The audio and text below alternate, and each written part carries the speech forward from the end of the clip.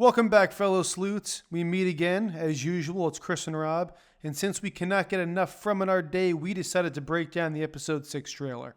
But before we go any further, if you do not want any spoilers about episode 6, go ahead and click away to one of our other videos, since we will be discussing and theorizing based on clips and images for next week's episode.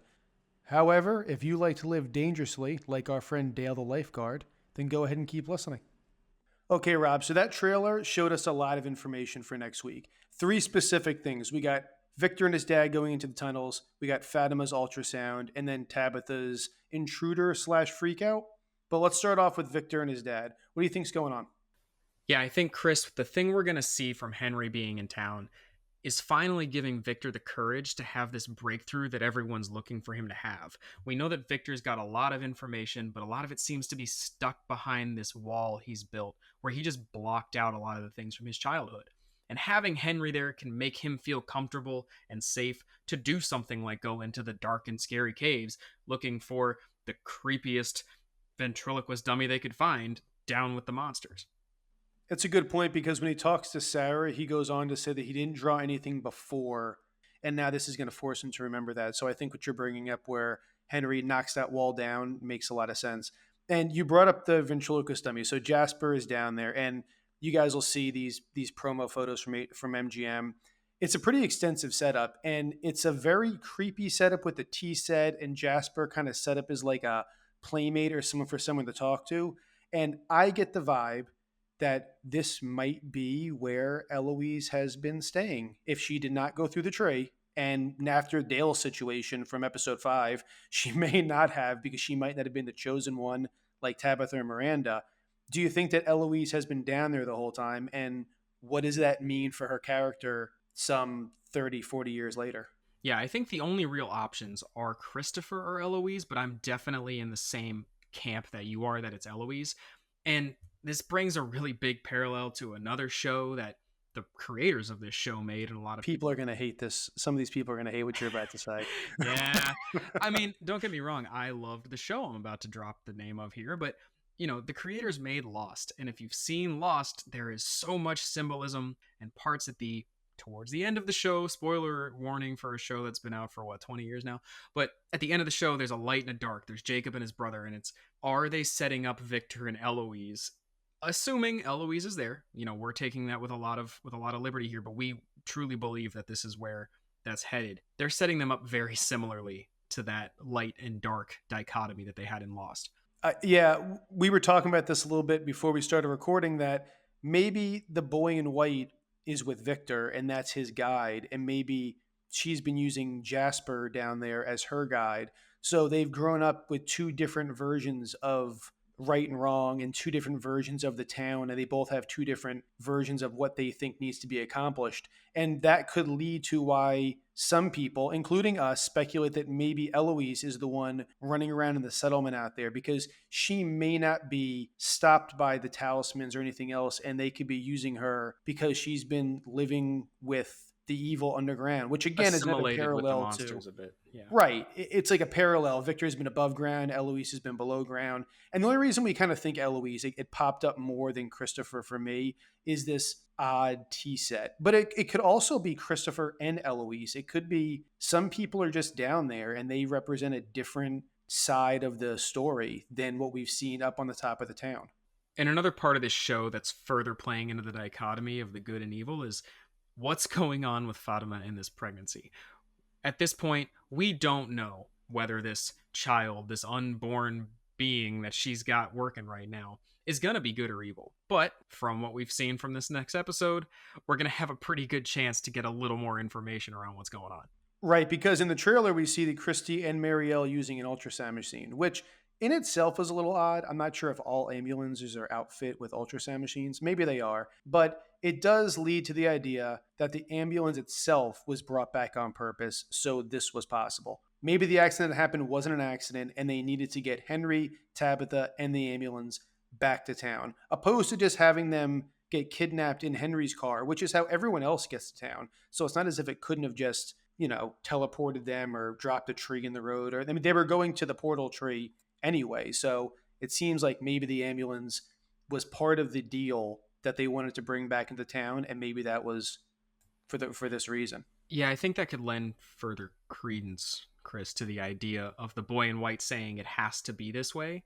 We've all just assumed that being the case, he was telling Tabitha he had to push her out of here for her to get back. That was what the initial interpretation was for a lot of people. But maybe he was saying he has to send Tabitha out there to bring Henry and this information back. Like maybe this is all the boy in white trying to get this information to the townspeople that whatever Fatima has going on is not good. It's a good point. It could be the boy in white warning him so they can see things early. There has been some homage paid to Rosemary's Baby, the 1978 horror movie. We've talked about it before, her pendant and how she's acting, her diet. The pendant itself is almost a direct replica. So if you haven't seen the movie, it's about bringing in the Antichrist, and there's a cult that helps Rosemary bring the baby in. Rosemary doesn't want to do this. She's not really part of the idea, but she's tricked into it and kind of forced to go through this pregnancy.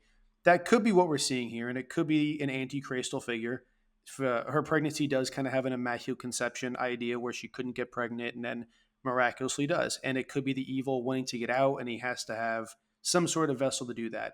So yes, even if this isn't necessarily the boy in white controlling it, this could give the townspeople a chance to maybe get out ahead of something before it does happen. This couldn't come at a better time, whether it was on purpose or not from the town. It's definitely that's something that could potentially help in a huge way.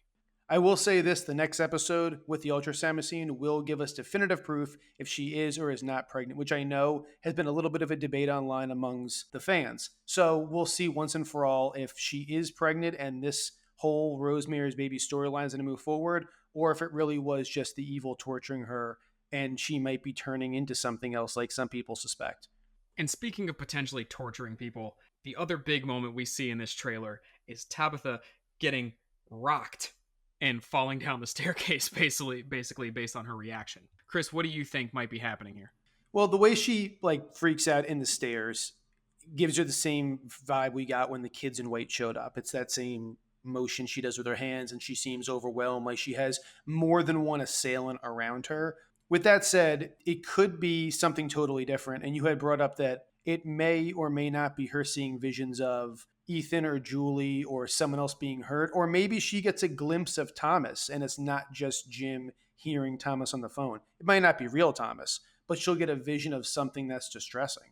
Yeah, I think the key thing that I took away from it was it's definitely scary and alarming. This isn't just necessarily a surprise, because one of the things I've at least gone through my head was if this is, Julie, like in the state she was when she was overtaken by the evil, Tabitha's reaction has always been to run to help her children. So her falling backwards in this shock wouldn't make as much sense compared to other things.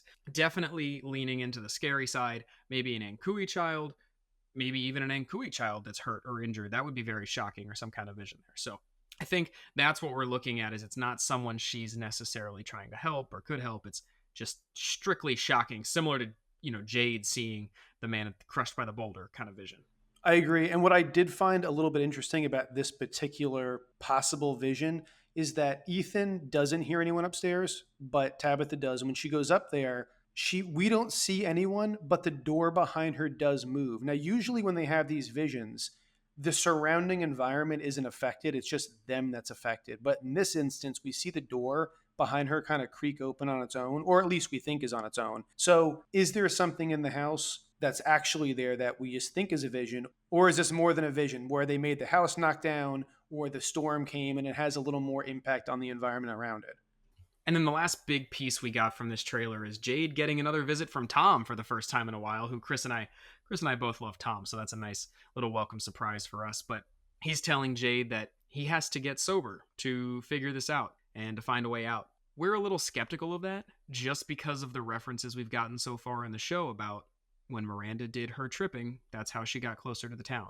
We've now seen Julie continue to smoke weed. Is that getting her closer to the town somehow? Is Jade getting sober potentially something to throw him off the scent?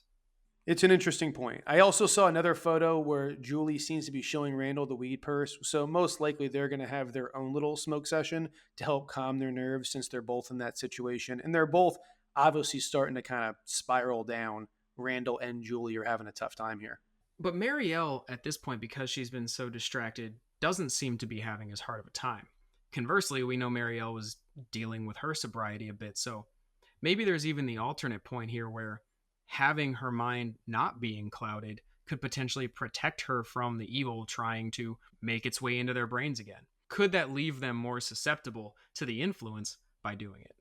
It's a fair point because last episode we did see a little segment where Christy kind of questions Marielle's sobriety. And again, some of the people that, watch the show are like, why bother with this storyline? This dialogue's unnecessary. But it could have been a piece of dialogue where the other two of the Unholy Trinity are going to start to be under the influence and cloud their brain. And Marielle trying to stay sober for Christy doesn't. And that might help the town out more than we know right now. And lastly, we see Jade trying to work through all the numbers. They've been pulling the bottle tree apart. And like you had said in our episode 5 breakdown, pulling down the stuff in the tree might be damaging. It might be unlocking evil that was already trapped in the tree. It might stop whatever the tree was trying to block from getting through it. Yeah, and I think at this point, Jade might be the closest to finding some kind of answers. So maybe through his exploration and his research and maybe staying sober, can get us some of these answers that we've been looking for a while on the show. With all that said, it looks like after seeing these photos and some of the trailer, we're starting to lean towards some answers. So I'm pretty excited for episode 6. Absolutely. I am pumped after the way they've set us up in episode 5 and looking forward to the back half of season 3. With that said, we're going to bring an end to this video. If you like what you hear, please like and subscribe. It really helps out the channel and we really appreciate it. If there's questions that we didn't bring up, go ahead and leave them in the comments and we'll be sure to discuss it with you there. Until next time, stay sleuthy.